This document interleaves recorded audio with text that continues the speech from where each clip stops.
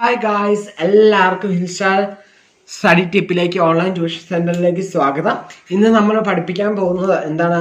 Business regulating ഫ്രെയിംവർക്കാണ്. Business regulating ഫ്രെയിംവർക്കിന്റെ module 1ന്റെ അകത്ത് യൂണിറ്റ് 2 ആണ് നമ്മൾ പഠിക്കുന്നത്. അതിന് നമ്മൾ ഓഫർ എന്താണ്, അക്സെപ്റ്റൻസ് എന്താണൊക്കെ പഠിച്ചു. ഇനിയിപ്പോൾ നമ്മൾ കമ്മ്യൂണിക്കേഷൻ ഓഫ് ഓഫറും അക്സെപ്റ്റൻസും പിന്നെ റിവോക്കേഷനും എന്താണ് പഠിക്കുന്നത് കേട്ടോ. അപ്പോൾ ഇത് മൂന്ന് നമുക്കറിയാം. എന്താ ഓഫർ എന്താ അറിയാം, അക്സെപ്റ്റൻസ് എന്താ അറിയാം, റിവോക്കേഷൻ എന്താണെന്ന് അറിയാം അല്ലേ. അപ്പോൾ when the parties to a contract are communicating focus അല്ലാതെ directly in a face-to-face situation, the contract is set immediately when the words in acceptance are ended. However, when the parties are communicated through a letter or some other similar method is used for rules of are applicable. എന്ന് വെച്ച് കഴിഞ്ഞാൽ എല്ലാം നമ്മൾ communication ചെയ്യുന്ന നമുക്ക് എന്ത് ചെയ്യാം, സംസാരം തന്നെ ആവണമെന്നില്ല. ചില സമയത്ത് നമുക്ക് എന്താവാം, ലെറ്റർ ആവാം, അല്ലെങ്കിൽ അങ്ങനെയുള്ള വരികളൊക്കെ ആവാനോ. അത് ഏതൊക്കെയാണ് നോക്കാം.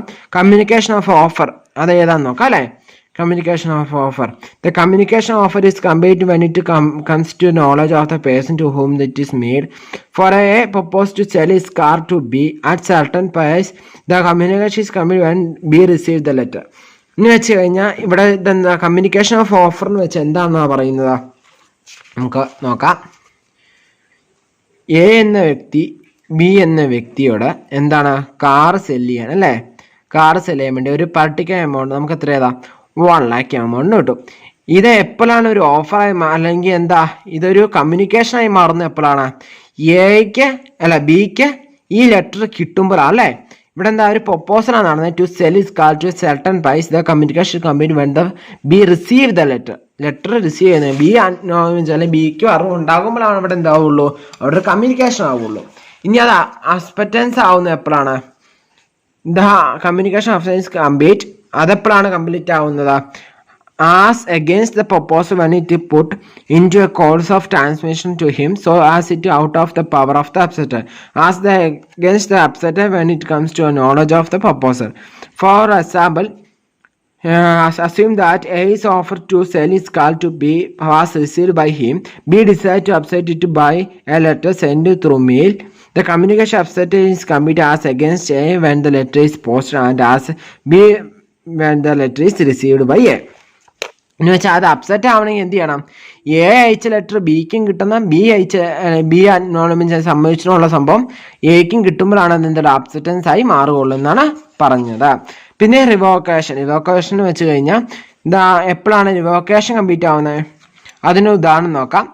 A decide to revoke his offer by sending a telegram.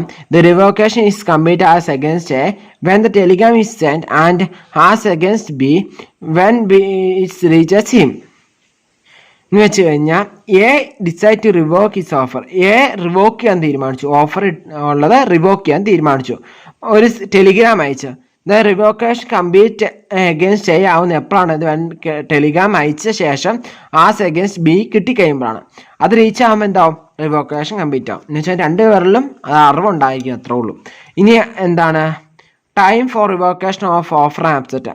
ഈ ഓഫറും അപ്സെറ്റൻസും റിവോക്കേഷൻ ചെയ്യാനുള്ള സമയം അതൊരു പ്രധാന ഘടനയാണ് അല്ലേ. അപ്പം സമയം എത്രയാണെന്ന് നോക്കാം അല്ലേ.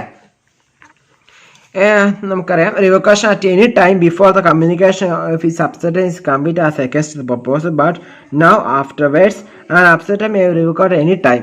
ഒരു അപ്സെറ്റൻസ് എപ്പോൾ വേണമെങ്കിലും നമുക്ക് റിവോക്ക് ചെയ്യാം before the communication accept is complete. ഈ കമ്മ്യൂണിക്കേഷൻ ഓഫ് അപ്സെറ്റൻസ് കംപ്ലീറ്റ് ആവുന്ന മുമ്പ് എപ്പോൾ വേണമെങ്കിലും നമുക്ക് എന്ത് ചെയ്യാം, അപ്സെറ്റൻസ് റിവോക്ക് ചെയ്യാം എന്നാണ് പറയുന്നത്. അതുപോലെ തന്നെ എന്താണ്, against the upset but not afterwards. പക്ഷേ ഈ കമ്മ്യൂണിക്കേഷൻ ഓഫ് അപ്സെറ്റ് ഇപ്പം ഞാൻ പറയുകയാണ്, എന്താ നമ്മളൊരു എന്തൊരു എഗ്രിമെൻറ്റിൽ അടുത്ത ശേഷം നമുക്ക് എന്താ അപ്സെറ്റ് ചെയ്ത ആൾ പറയുകയാണെങ്കിൽ എനിക്കിപ്പോൾ താല്പര്യം ഇല്ല എന്ന് പറഞ്ഞു കഴിഞ്ഞാൽ നമുക്കതിന് കുറച്ച് ലീഗൽ ഫ്ലൂർസ് ഒക്കെ ഉണ്ട് അല്ലേ. അത് വെച്ചാൽ സമ്മതിക്കില്ല. ഒരു ഉദാഹരണത്തിന്, A may revoke his proposal at any time before or at most moment when B post his letter of acceptance. ഞാൻ ഇപ്പോൾ ബിയോട് പറയാൻ എൻ്റെ കാര്യം ഞാൻ 1 ലക്ഷം രൂപയ്ക്ക് വിൽക്കാൻ പോവാന്ന് പറഞ്ഞു കഴിഞ്ഞാൽ ബി സമ്മതിക്കുന്ന മുമ്പേ നമുക്ക് എന്ത് ചെയ്യാൻ പറ്റുള്ളൂ, ഈ ഓഫർ റിട്ടേൺ ചെയ്യാൻ പറ്റുള്ളൂ എന്നാണ് പറയുന്നത്.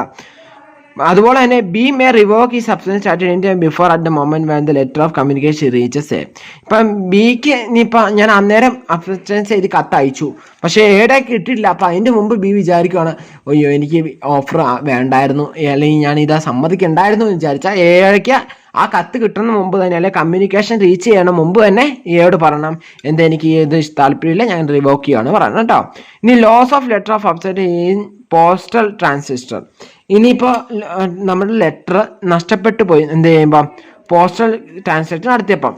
But the contract is complete the moment the letter is absent pops. Therefore, it is immaterial whether the letter reaches the offer or whether the letter is lost in transit.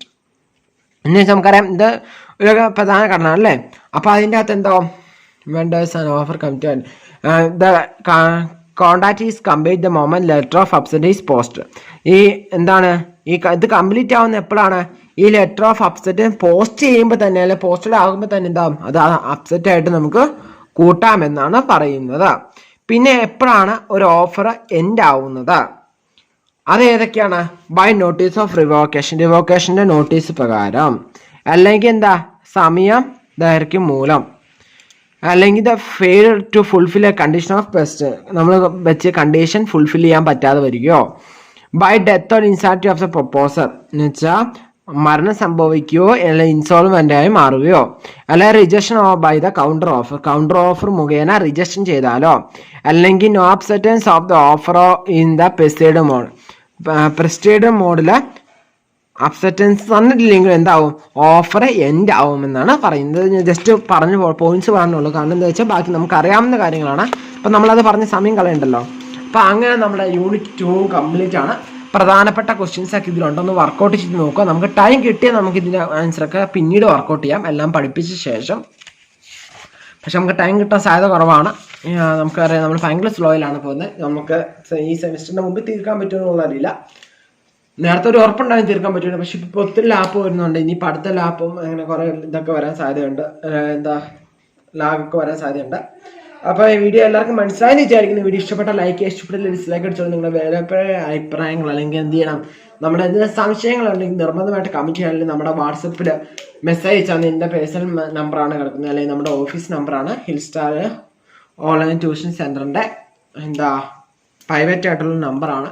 അപ്പോൾ അതിലേക്ക് അയച്ചാൽ മതി. നമുക്ക് institute സംബന്ധമായ കാര്യങ്ങളെക്കുറിച്ച് അറിയണം, അങ്ങനെയുള്ള വിവരങ്ങൾക്ക് താല്പര്യമുള്ളവർക്കൊക്കെ അതിലേക്ക് നമ്പർ അയക്കാം. അല്ലെങ്കിൽ നമുക്ക് നമ്മുടെ യൂട്യൂബ് ഗ്രൂപ്പിലേക്ക് ആഡ് ചെയ്യണമെങ്കിൽ എന്ന് വെച്ച് കഴിഞ്ഞാൽ യൂട്യൂബ് ഗ്രൂപ്പിൽ വെച്ച് കഴിഞ്ഞാൽ നമ്മുടെ ബിസിനസ് റിലേറ്റീവ് ഫ്രെയിംവർക്കിൻ്റെ യൂട്യൂബ് ഗ്രൂപ്പ് എന്ന് വെച്ചാൽ യൂട്യൂബിനുള്ളവരെ ആഡ് ചെയ്യുന്ന ഗ്രൂപ്പിലേക്ക് ആഡ് ചെയ്യാൻ താല്പര്യം ഉണ്ടെങ്കിൽ നമുക്കതിൽ ആഡ് ചെയ്യാം കേട്ടോ. അപ്പോൾ എല്ലാവർക്കും വീഡിയോ ഇഷ്ടപ്പെട്ടെന്ന് വിചാരിക്കുന്നു. അപ്പോൾ ഇനി മറ്റൊരു വീഡിയോ ആയിട്ട് നമുക്ക് കാണാം. അടുത്ത ഭാഗം പഠിക്കാനുള്ള കൺസിഡറേഷനാണ് ഒരു പ്രധാനപ്പെട്ട ഏരിയ ആണ്.